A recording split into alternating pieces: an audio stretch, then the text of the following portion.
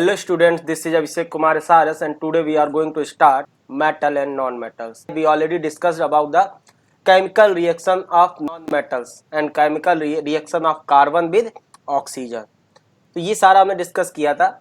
अभी हम लोग अगला रिएक्शन है reaction of sulphur with oxygen. मतलब सल्फर जो है वो ऑक्सीजन के साथ किस तरह से रिएक्शन करता है. ओके, तो sulphur forms acidic sulphur dioxide with oxygen which in turns gives sulfurous acid on dissolving in water. अब ये जो देखो सल्फर जो है ऑक्सीजन के साथ कंबाइन करके क्या बनाता है, sulphur dioxide gas, basically SO2 gas. And this SO2 gas is acidic in nature because अगर SO2 को हम लोग फर्दर वाटर में डिजॉल्व करते हैं तो ये H2SO3 बनाता है, H2SO4 नहीं. प्लीज इस बात को ध्यान में रखिएगा, H2SO3 बनाता है, that is sulphurous acid not sulphuric acid. तो बस ये बात ध्यान रखिएगा.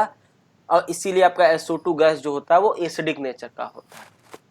ओके, तो this is reaction of sulphur with oxygen.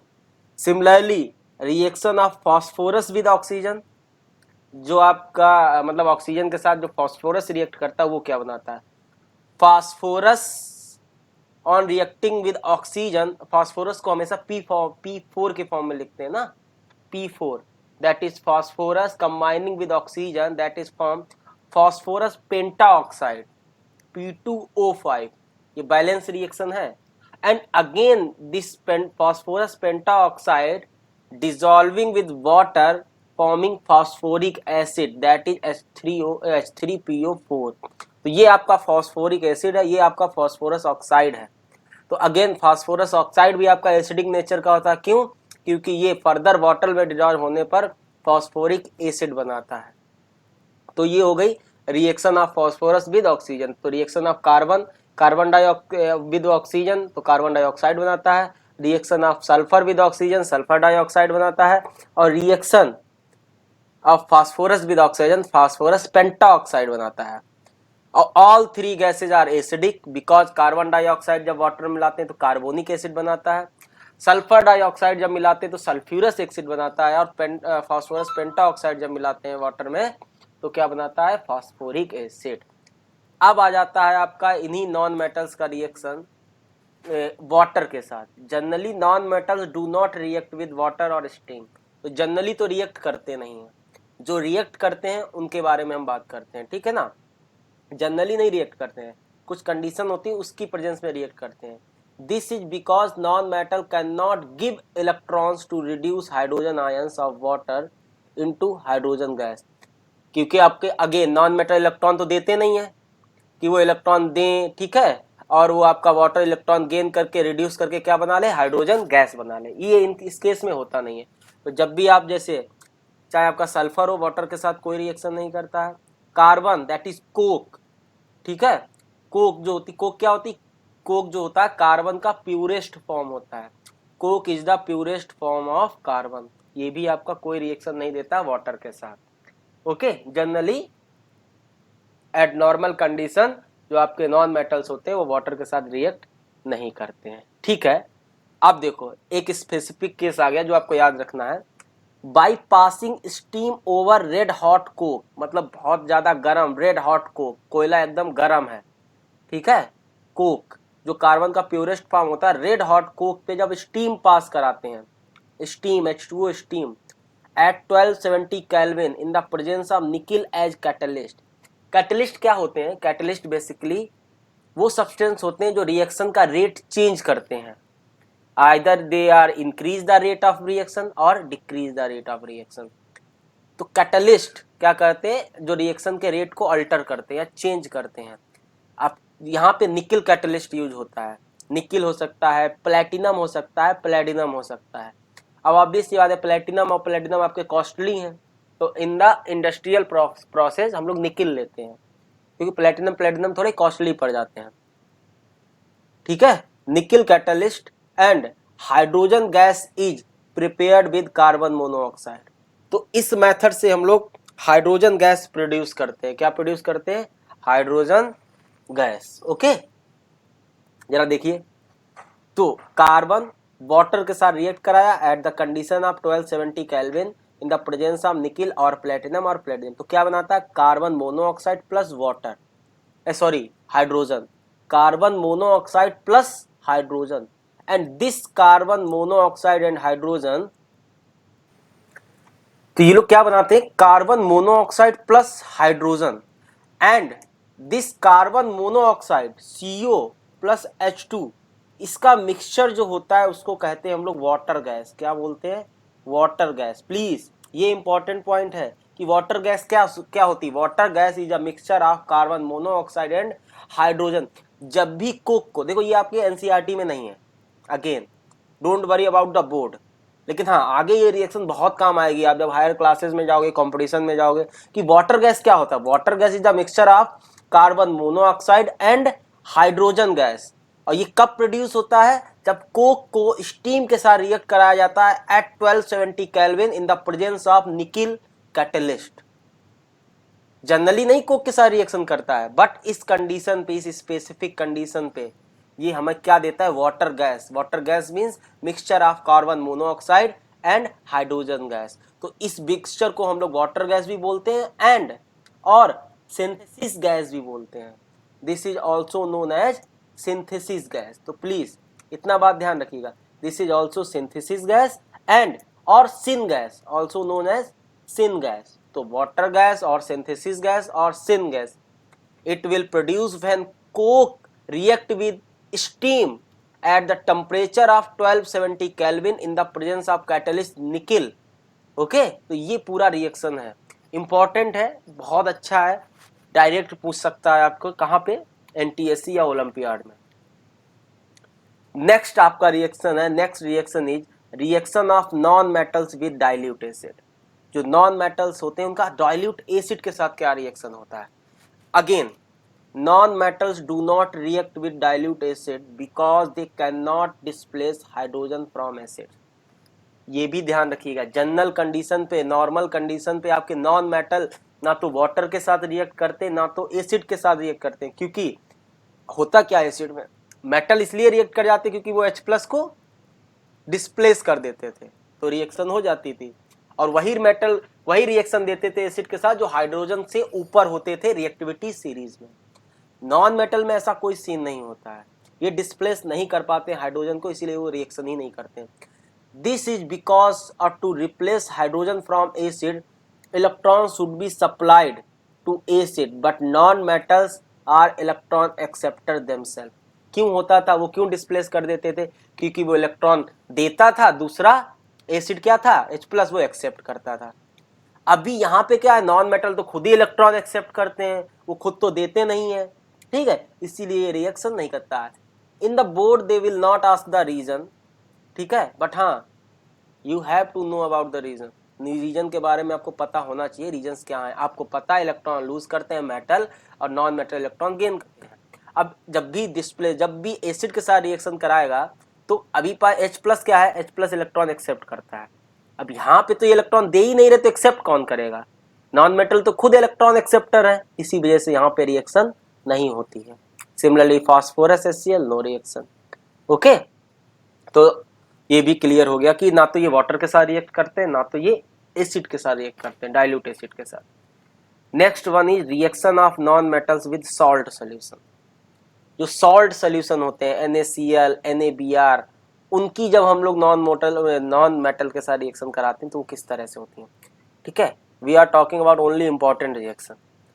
A more reactive non-metal displaces a less reactive non-metal from its salt solution। ये भी आपका डिस्प्लेसमेंट रिएक्शन ही है। मेटल में क्या होता था, मेटल के केस में जो मोर रिएक्टिव मेटल होता था वो लेस रिएक्टिव मेटल को डिस्प्लेस कर देता था।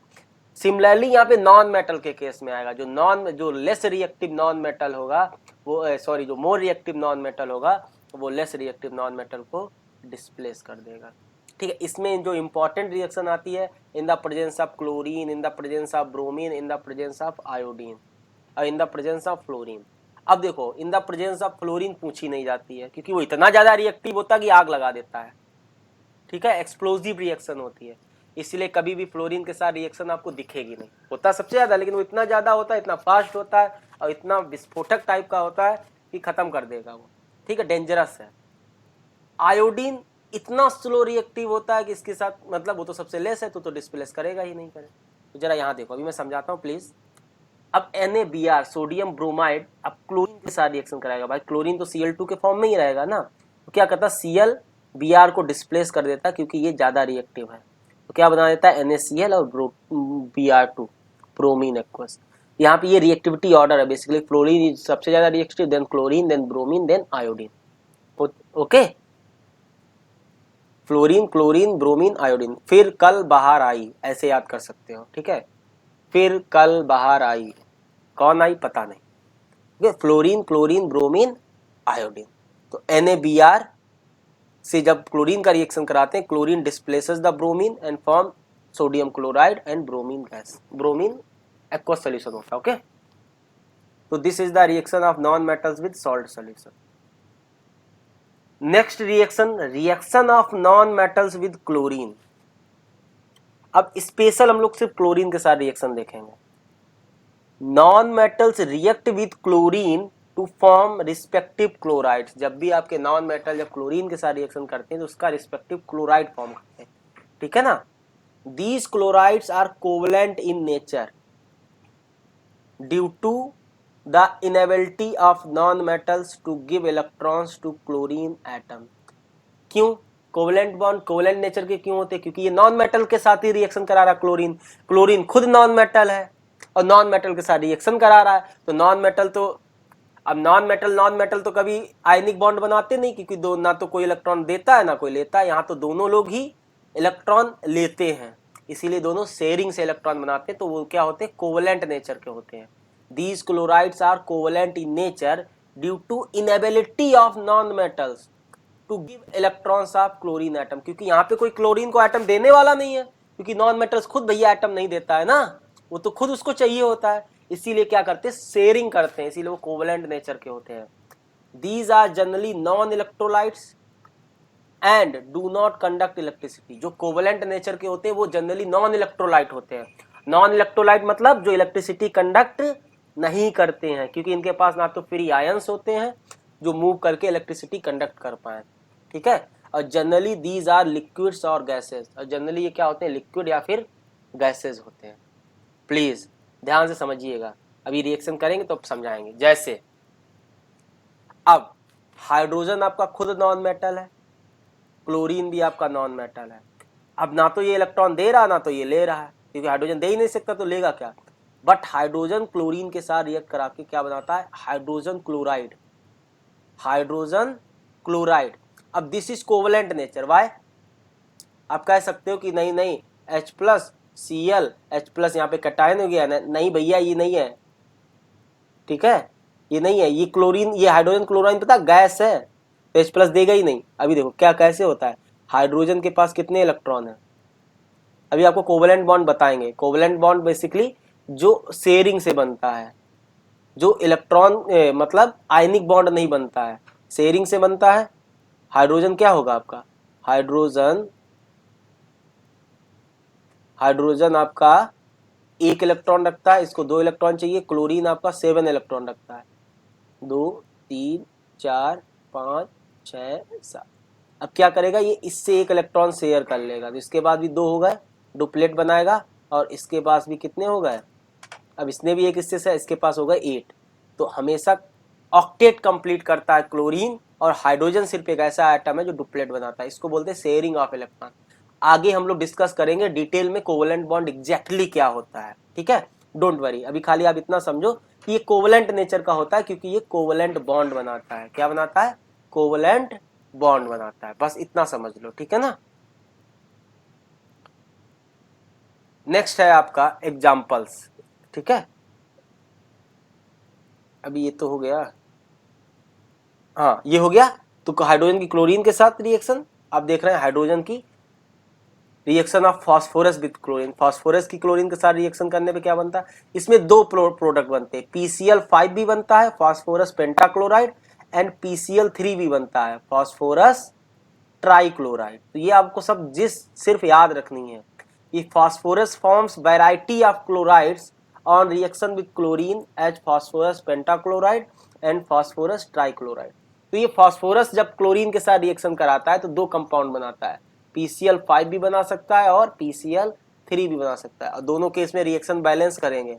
ठीक है, तो प्लीज बैलेंस करना मत भूलिएगा। P4 + 10Cl2 forming 4Cl5 and P4 combining with 6Cl2 forming 4PCl3. Okay, so this is, you have to just remember the reaction, that memorize the reaction that phosphorus combining with chlorine form, it can be from PCl5 as well as PCl3 also. ठीक है, phosphorus P4 के form में होता है, chlorine Cl2 के form में होता है। ओके, फॉर्म करके आप रिएक्शन बैलेंस करा देंगे। तो ये हो गई आपका क्या, reaction of chlorine with non metals. Non metal example for hydrogen and phosphorus. Okay, तो ये आपका इतना क्लियर हुआ। अगला है आपका रिएक्शन विद हाइड्रोजन। अब हाइड्रोजन के साथ नॉन मेटल्स की रिएक्शन कैसे होती है वो देख लीजिएगा। Non metals react with hydrogen to form their respective hydrides. जब भी नॉन मेटल जब हाइड्रोजन के साथ रिएक्ट करते हैं तो रिस्पेक्टिव हाइड्राइड्स फॉर्म करते हैं। ठीक है, the hydrides so form are very stable in nature. और ये जो हाइड्राइड्स होते हैं काफी स्टेबल नेचर के होते हैं।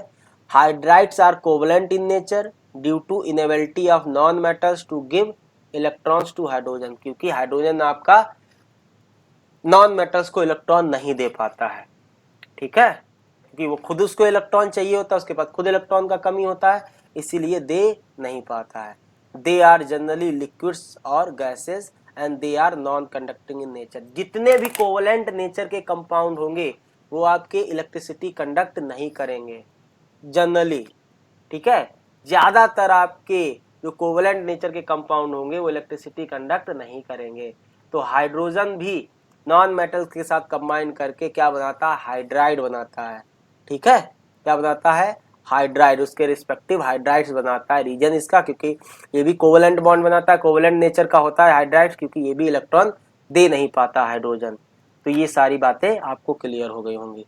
ठीक है, एग्जाम्पल देख लेते हैं। जैसे कार्बन जब हाइड्रोजन के साथ रिएक्शन कराता है, carbon forms hydrocarbon with hydrogen. Hydrocarbon मतलब ऐसा कंपाउंड जिसमें सिर्फ हाइड्रोजन और कार्बन ही हो। ऑर्गेनिक कंपाउंड्स होते हैं वैसे, जैसे कार्बन कोक जब हाइड्रोजन गैस के साथ रिएक्शन कराता है तो मीथेन गैस फॉर्म करता है, CH4।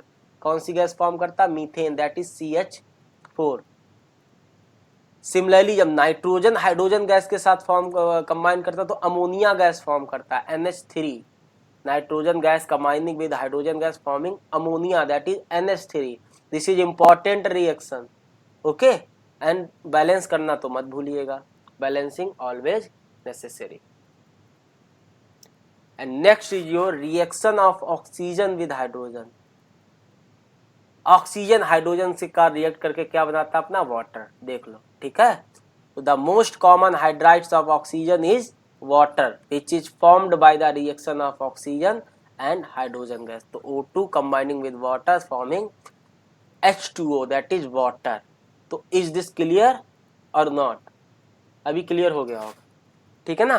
तो प्लीज ध्यान रखिएगा, आपको अगर देखो याद रटने का मतलब है तो आप अगर आप बोर्ड पढ़ना चाह रहे तो वही रिएक्शन रटिए, वही रिएक्शन याद करिए जो आपके एनसीईआरटी में है। मैंने समझा पूरा दिया, ठीक है, एनसीईआरटी से ज्यादा ही चीजें हैं।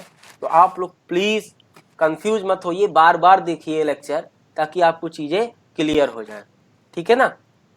देखो आगे देखते हैं, ये आपका स्टार पॉइंट है, ये ध्यान रखना। Hydrides of carbon are building blocks of all living things.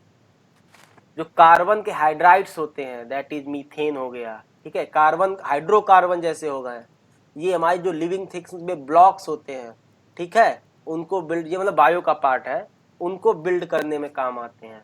Hydrides of carbon are the building blocks of all living things, ठीक है। बिल्डिंग ब्लॉक्स मतलब ये बिल्डिंग बनाने में नहीं है, हमारे लिविंग थिंग्स में जो हमारी, ठीक है, उनमें जो ब्लॉक्स वगैरह बनते हैं, ब्लॉक्स मतलब बॉडी का पार्ट है, ठीक है, बॉडी का सिंथेसिस जो होता है, बॉडी बनती है, उसमें आपका हाइड्रोकार्बन का यूज होता है, हाइड्राइड्स का यूज होता है। Hydrides of oxygen that is water. Hydrides of oxygen क्या है, हाइड्रोजन और वाटर रिएक्शन करके क्या बनाता है, वाटर ही ना बताता है। That is water is essential for living things. Water भी आपका एसेंशियल है लिविंग थिंग्स के लिए, आपको भी पता है पानी कितना जरूरी है। And water covers almost 2/3 of earth's area as ocean and sea and other water bodies.